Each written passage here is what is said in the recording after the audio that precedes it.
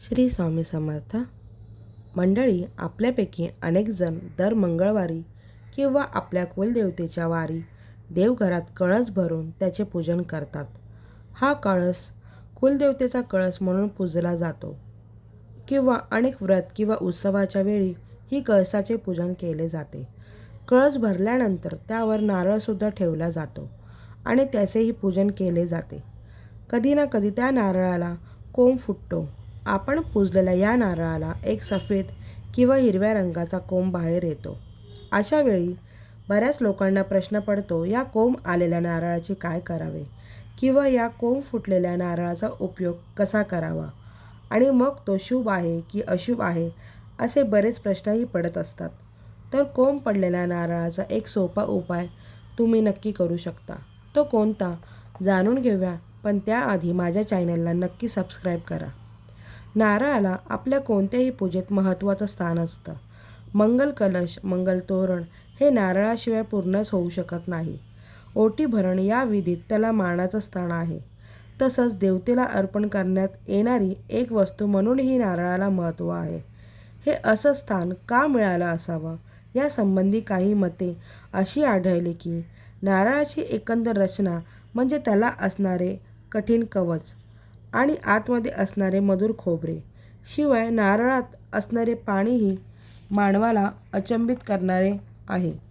नारळाचे आणि नारळाच्या झाडाचे इतर अवयवांचे औषधी उपयोग आहेतच, शिवाय श्रीफळामध्येही पॉझिटिव्ह एनर्जीसुद्धा खूप प्रमाणात असते. आपण सर्वांच्या घरी पाहतो की तांब्याच्या भांड्यामध्ये श्रीफळ ठेवलेला असतो आणि अमावस्या आली की तेव्हासुद्धा आपण नारळ फोडत असतो.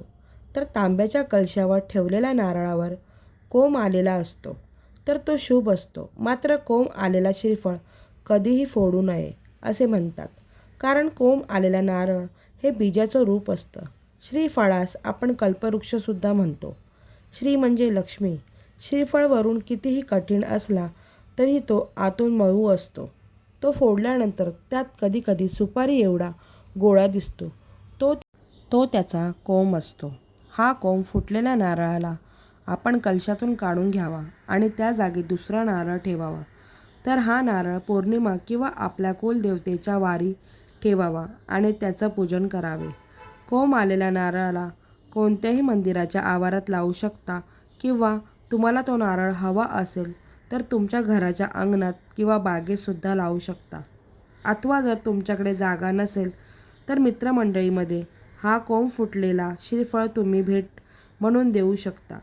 आता हा नारळ जमिनीत लावण्याआधी तो एका भांड्यात पाणी टाकून त्यात तो नारळ ठेवावा आणि 4-5 दिवसांनी तो नारळ बाहेर काढून मग जमिनीत लावावा. यामुळे तो नारळ लवकर सुकणार नाही आणि त्याची वाढही छान होईल. तर जमिनीत लावलेल्या नारळाला रोज पाणी घालावं आणि त्याला प्रार्थना करावी की जसे जसे ते झाड वाढेल तसे तसे माझ्या घरातही भरभराटी होऊ दे.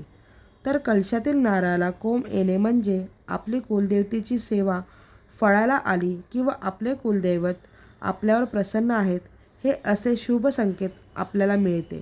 तर तुमच्याही घरात नारळाला कोंब येत असेल तर तुम्ही नक्कीच हा उपाय करू शकता. तर तुम्हाला माझा हा व्हिडिओ आवडला असेल तर नक्कीच लाईक, शेअर, कमेंट करा. माझ्या चॅनलला सबस्क्राईब करा. भेटूया पुढच्या व्हिडिओमध्ये. श्री स्वामी समर्थ.